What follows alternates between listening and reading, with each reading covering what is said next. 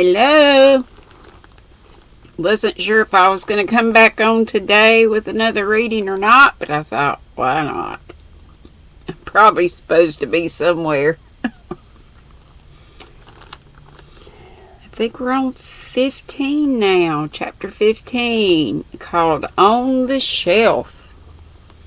In France, the young girls have a dull time of it till they are married. When Viva la Liberté becomes their motto. French, I don't know it.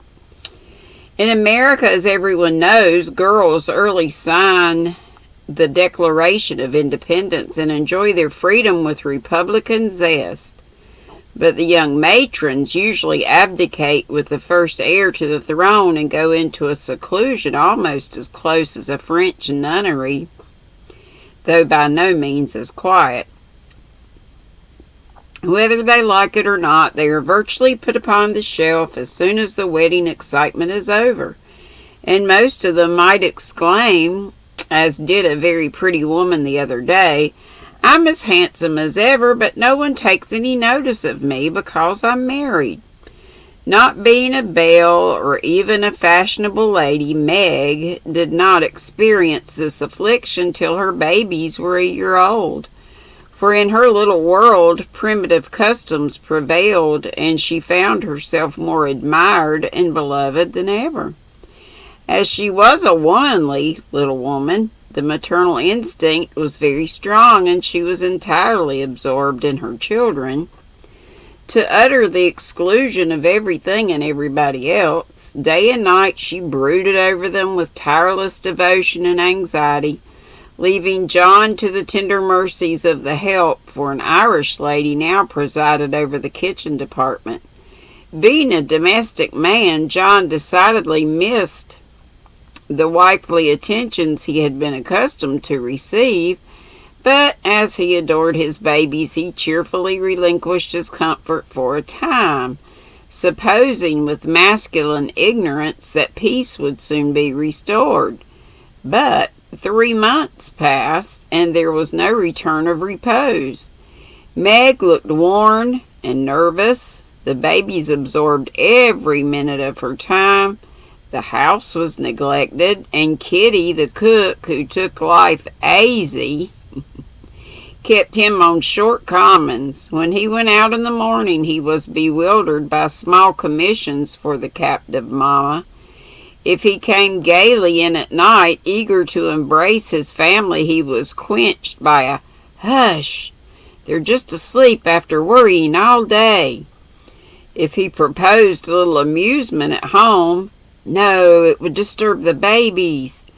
If he hinted at a lecture or a concert, he was answered with a reproachful look and a decided, "Leave my children? For pleasure? Never!" His sleep was broken by infant wails and visions of a phantom figure pacing noiselessly to and fro in the watches of the night. His meals were interrupted by the frequent flight of the presiding genius, who deserted him half-helped if a muffled chirp sounded from the nest above. And when he read his paper of an evening, Demi's colic got into the shipping list, and Daisy's fall affected the price of stocks, for Mrs. Brooke was only interested in domestic news. The poor man was very uncomfortable, for the children had bereft him of his wife.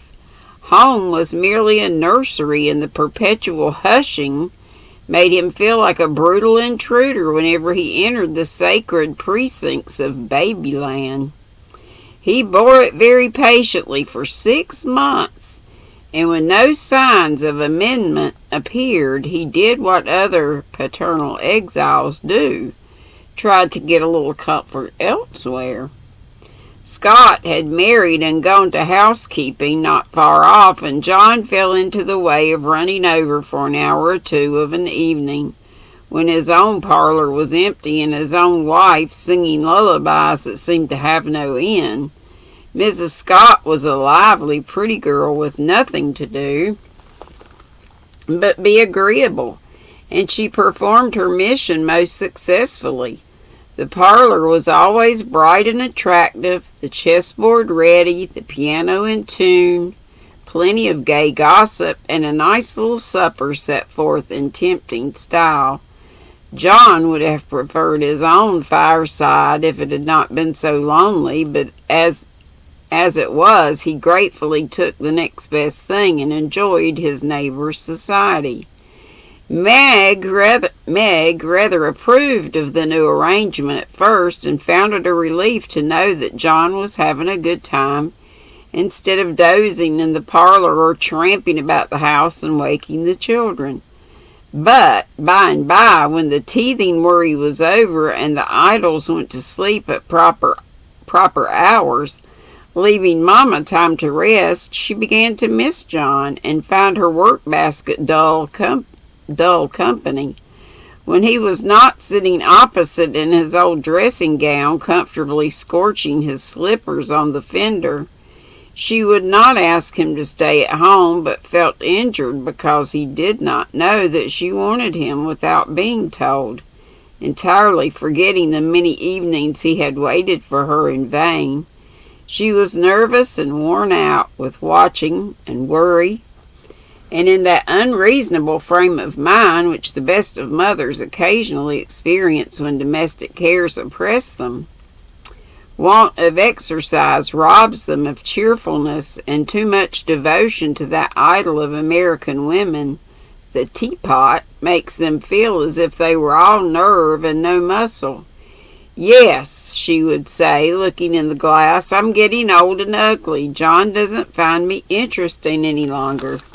So he leaves his fated wife and goes to see his pretty neighbor, who has no encumbrances. Well, the babies love me. They don't care if I'm thin and pale and haven't time to crimp my hair. They are my comfort. And someday John will see what I've gladly sacrificed for them, won't he, my precious? To which pathetic appeal Daisy would answer with a coo or Demi with a crow, and Meg would put by lamentations for a maternal revel, which soothed her solitude for the time being. But the pain increased as politics absorbed John, who was always running over to discuss interesting points with Scott, quite unconscious that Meg missed him. Not a word did she say, however, till her mother found her in tears one day and insisted on knowing what the matter was, for Meg's drooping spirits had not escaped her observation. "I wouldn't tell anyone except you, Mother, but I really do need advice, for if John goes on much longer I might as well be widowed," replied Mrs. Brooke, drying her tears on Daisy's bib with an injured air. "Goes on how, my dear?" asked her mother anxiously. "He's away all day, and at night, when I want to see him, he's continually going over to the Scotts. It isn't fair that I should have the hardest work and never any amusement. Men are very selfish, even the best of them." "So are women. Don't blame John till you see where you're wrong yourself." "But it can't be right for him to neglect me." "Don't you neglect him?" "Why, Mother, I thought you'd take my part." "So I do, as far as sympathizing goes, but I think the fault is yours, Meg." "I don't see how." "Let me show you. Did John ever neglect you, as you call it, while you made it a point to give him your society of an evening? His only leisure time?" "No, but I can't do it now with 2 babies to tend." "I think you could, dear, and I think you ought. May I speak quite freely, and will you remember that it's Mother who blames as well as Mother who sympathizes?"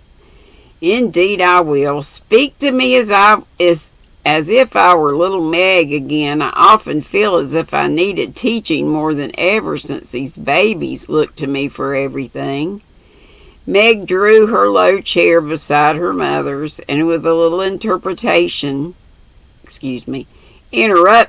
in either lap, the 2 women rocked and talked lovingly together, feeling that the tie of motherhood made them made them more one than ever.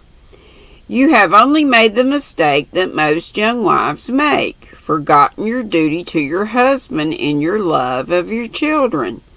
A very natural and forgivable mistake, Meg, but one that had better be remedied before you take to different ways, for children should draw you nearer than ever, not separate you. As if they were all yours and John had nothing to do but support them. I've seen it for some weeks, but give him your society of an evening has... Hang on.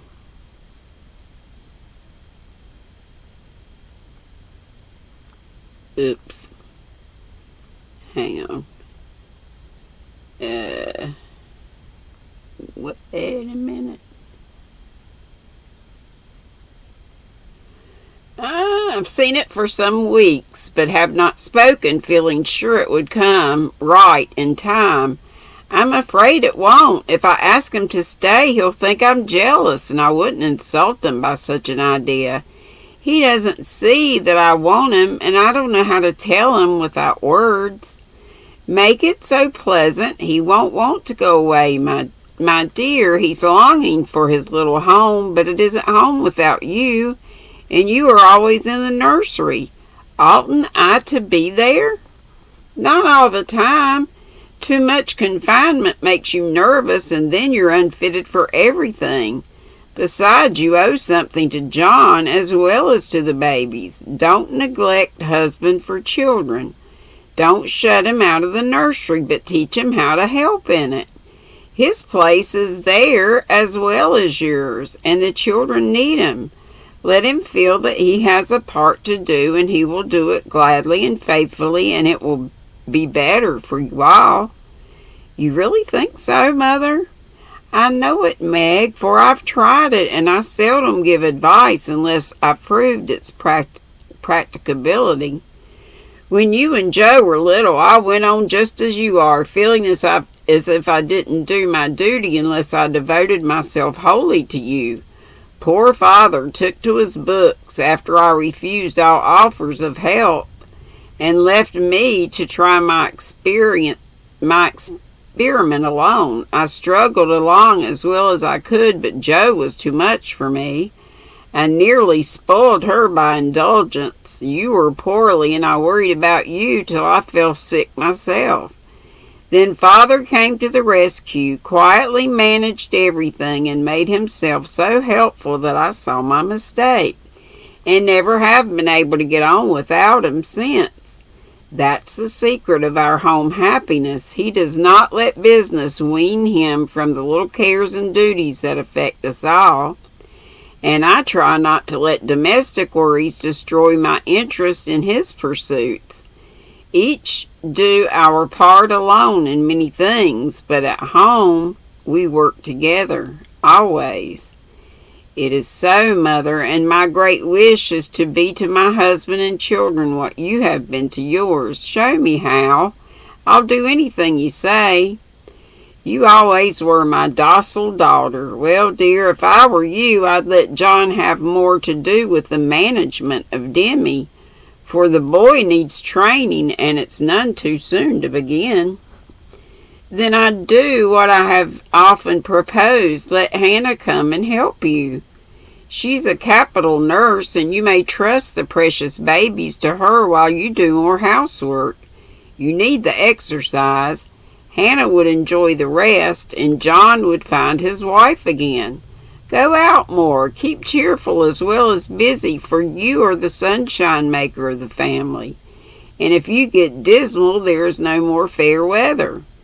Then I'd try to take an interest in whatever John likes. Talk with him. Let him read to you. Exchange ideas and help each other in that way.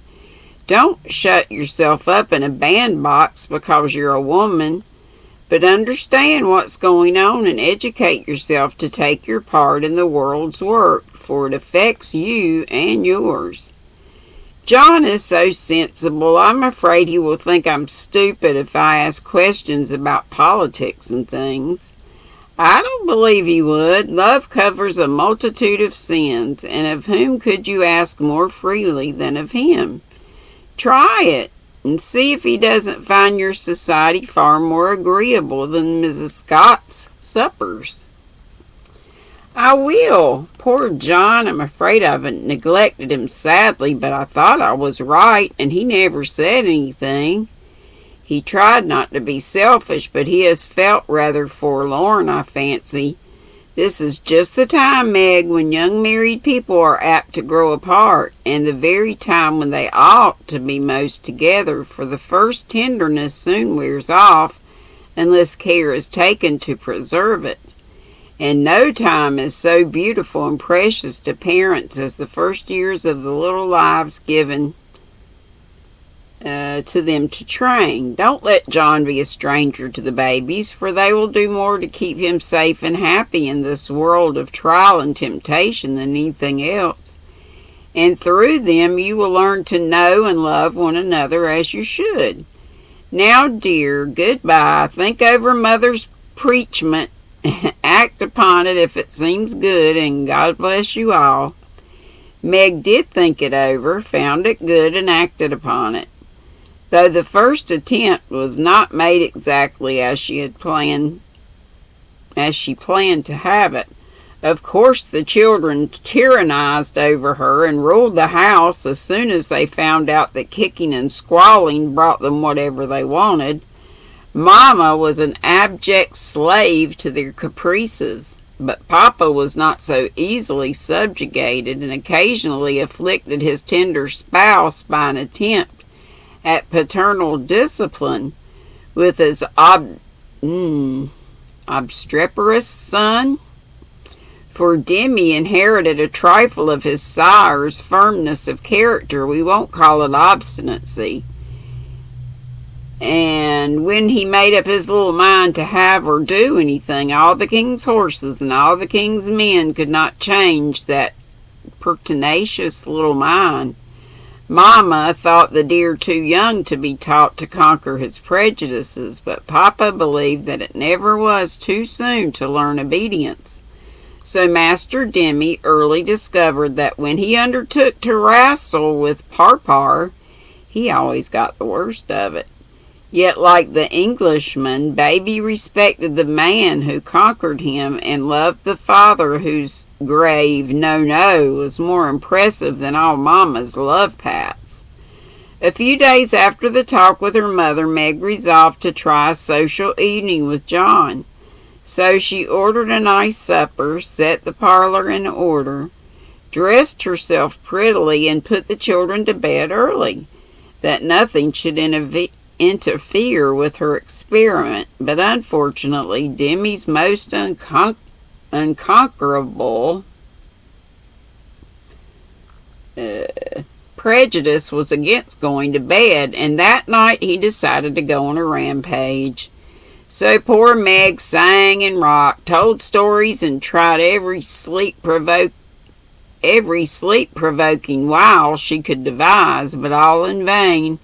The big eyes wouldn't shut, and long after Daisy had gone to Bilo, like the chubby little bunch of good nature she was, naughty Demi lay stirring at the light with the most discouraging wide-awake expression of countenance.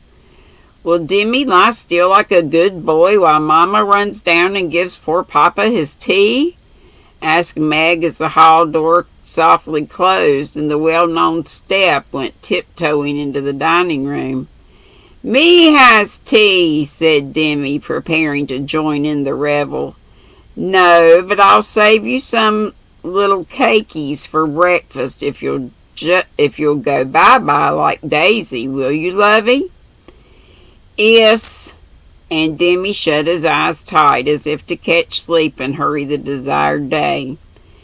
Taking advantage of the propitious moment, Meg slipped away and ran down to greet her husband with a smiling face and the little blue bow in her hair, which was his especial admiration. He saw it at once and said with pleased surprise, "Why, little mother, how gay we are tonight. Do you expect company?" "Only you, dear." "Is it a birthday, anniversary, or anything?" No, I'm tired of being dowdy, so I dressed up as a change. You always make yourself so nice for table, no matter how tired you are. So why shouldn't I when I have the time? I do it out of respect for you, my dear, said old-fashioned John. Ditto, ditto, Mr. Brooke, laughed Meg, looking young and pretty again as she nodded to him over the teapot. Well, it's altogether delightful, and like old times, this tastes right. I drink to your health, dear, and John sipped his tea with an air of reposeful rapture, which was a very short duration, however, for as he put down his cup, the door handle rattled mysteriously, and a little voice was heard saying impatiently, Opie doy. Open door, I guess. Me's tummin'. It's that naughty boy. I told him to go to sleep alone, and here he is, downstairs, getting his death of cold, powdering over that canvas, said Meg, answering the call. Morning now, announces Demi in joyful tone as he entered with his long nightgown gracefully festooned over his arm and every curl bobbing gaily as he pranced about the table, eyeing the cakeys with loving glances. No, it isn't morning yet. You must go to bed and not trouble poor Mama. Then you can have the little cake with sugar on it. Me loves Parpar, said the artful one, preparing to climb the paternal knee and revel in forbidden joys.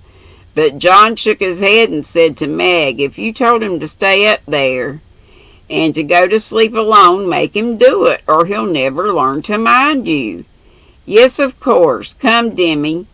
And Meg led her son away, feeling a strong desire to spank the little marplot who hopped beside her, laboring under the delusion that the bribe was to be administered as soon as they reached the nursery. Nor was he disappointed, for that short-sighted woman actually gave him a lump of sugar, tucked him into his bed, and forbade any more promenades till morning. Yes, said Demi, the perjured, blissfully sucking his sugar and regarding his first attempt as eminently successful. Meg returned to her place, and supper was progressing pleasantly when the little ghost walked again and exposed the maternal delinquencies by boldly demanding more sugar, Mamar. Now this won't do, said John, hardening his heart against the engaging little sinner. We shall never know any peace till that child learns to go to bed properly. You have made a slave of yourself long enough. Give him one lesson, and then there will be an end of it. Put him in his bed and leave him, Meg. He won't stay there. He never does unless I sit by him. I'll manage him. Demi, go upstairs and get into your bed as Mama bids you.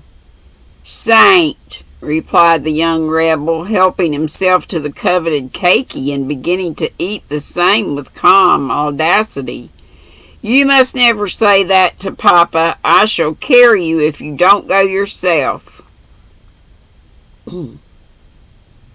Or sant, as in shan't, maybe. I don't know. Go away! Me don't love Parpar. And Demi retired to his mother's skirts for protection. But even that refuge proved unavailing, for he was delivered over to the enemy with a "Be gentle with them, John," which struck the culprit with dismay, for when Mama deserted him, then the judgment day was at hand. Bereft of his cake, defrauded of his frolic, and borne away by a strong hand to that detested bed, poor Demi could not restrain his wrath, but openly defied Papa and kicked and screamed lustily all the way upstairs. The minute he was put into bed on one side, he rolled out on the other and made for the door, only to be I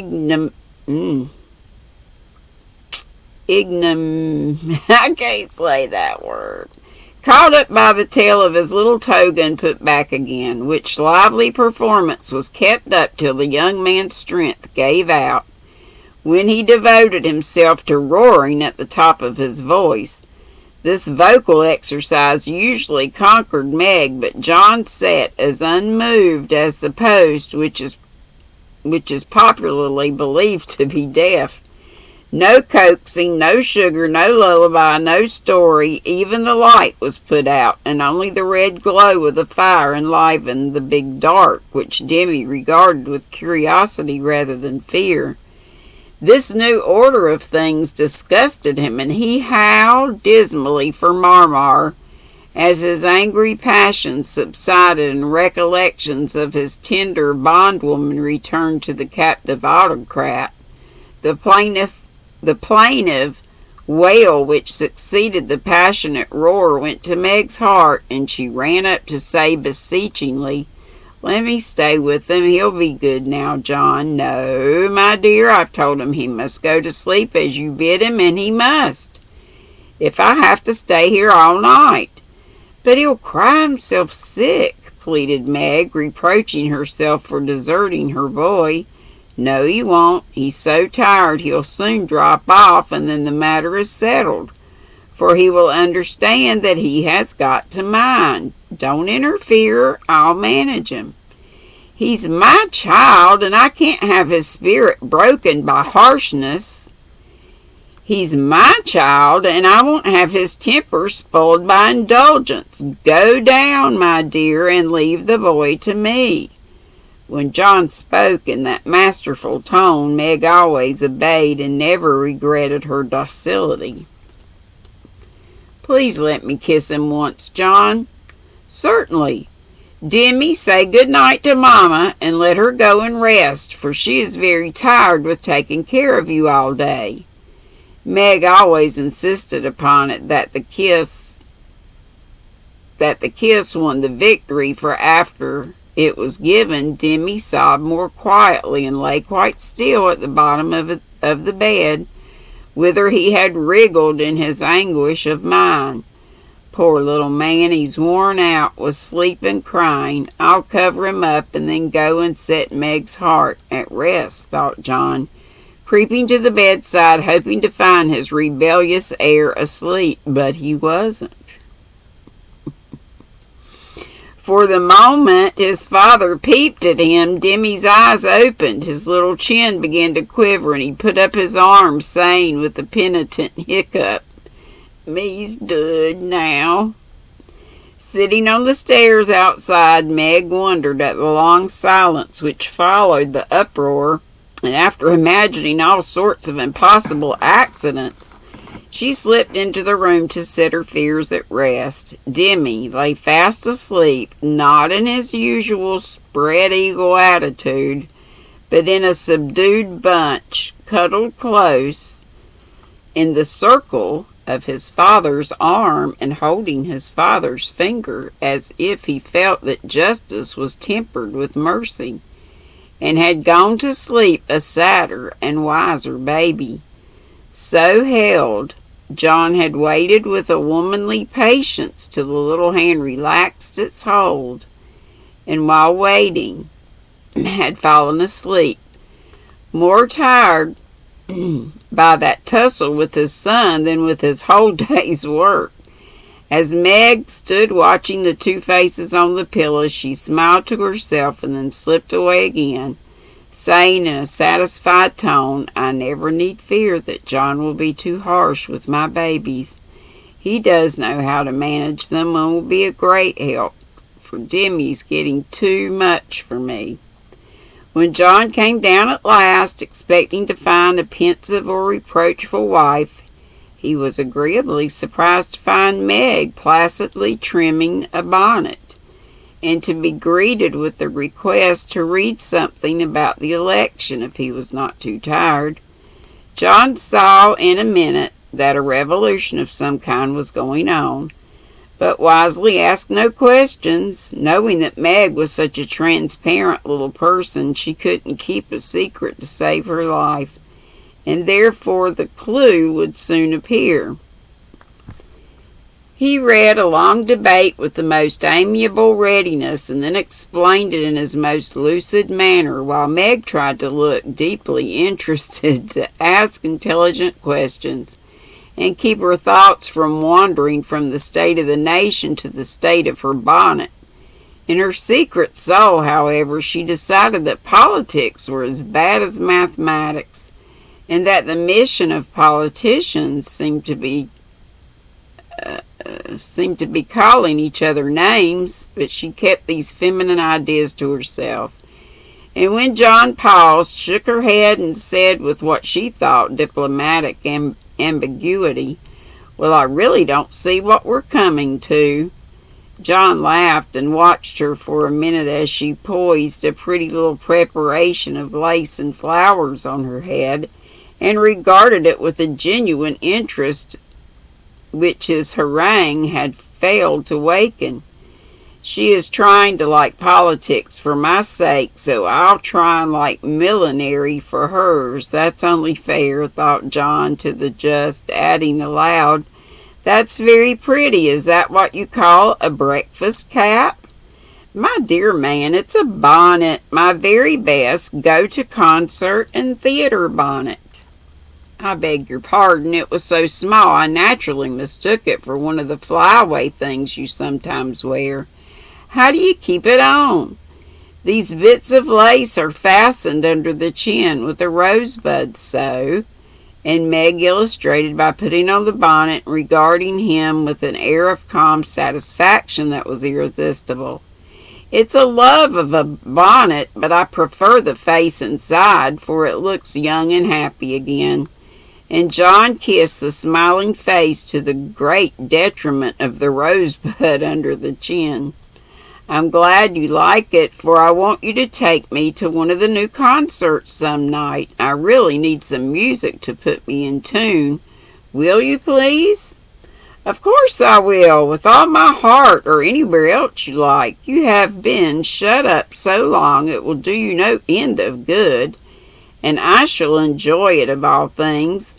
What put it into your head, little mother?" "Well, I had a talk with Marmee the other day and told her how nervous and cross and out of sorts I felt, and she said I needed change and less care, so Hannah is to help me with the children, and I'm to see to things about the house more, and now and then have a little fun just to keep me from getting to be fidgety. A fidgety, broken down old woman before my time. It's only an experiment, John, and I want to try it for your sake as much as for mine, because I've neglected you shamefully lately, and I'm going to make home what it used to be if I can. You don't object, I hope?" Never mind what John said, or what a very narrow escape the little bonnet had from utter ruin. All that we have any business to know is that John did not appear to object, judging from the changes which gradually took place in the house and its inmates. It was not all paradise by any means, but everyone was better for the division of labor system. The children throve under the paternal rule, for accurate, steadfast John brought order and obedience into babydom, while Meg recovered her spirits and composed her nerves by plenty of wholesome exercise, a little pleasure, and much confidential conversation with her sensible husband. Home grew homelike again, and John had no wish to leave it, unless he took Meg with him.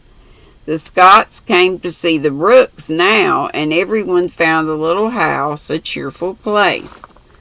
Whew, Lordy, it's about done. Full of happiness, content, and family love. Even Sally Moffat liked to go there. "It's always so quiet and pleasant here. It does me good, Meg," she used to say, looking about her with wistful eyes, as if trying to discover the charm that she might use in her great house full of splendid loneliness, for there were no riotous, sunny-faced babies there, and Ned lived in a world of his own where there was no place for her. This household happiness did not come all at once, but John and Meg had found the key to it, and each year of married life taught them how to use it. unlocking the treasuries of real home love and mutual helpfulness, which the poorest may possess and the richest cannot buy.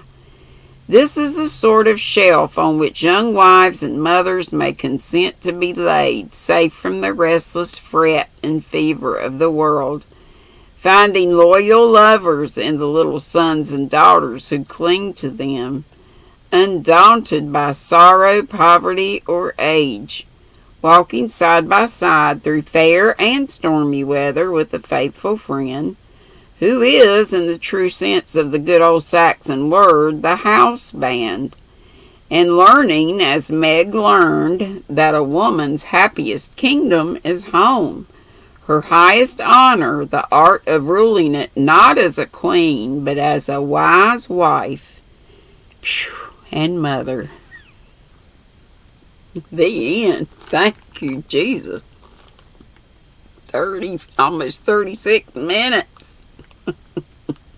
That made up maybe for my lack of reading the last couple days. Love y'all. Be sweet, don't be ugly. We'll see you again tomorrow, I hope, for Tea at 3. We've been missing quite a few folks. Used to have like 70, 80 folks. Now we've been down to 40-ish, 50-ish. Bring a friend. No, I hope to see you tomorrow, Mother's Day. But if you're busy, you can always help me by watching the replay. My watch hours are going. And I know lots of people need them to get monetized, so they should be first for sure. But if you have a little time, bless Mimi's heart, and I gotta give her some more watch time. But if you can, slip me in every once in a while. We got to get 4K hours a year. I'm not sure when mine starts over again, but I had 2, and now I got like 1.8. Yikes. You'd think coming on as much as I do. Oh well. Help if you can. And I'll try and help you guys back.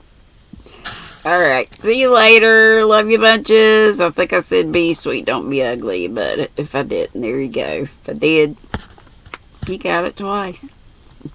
Love you. Sleep sweet. Bye-bye.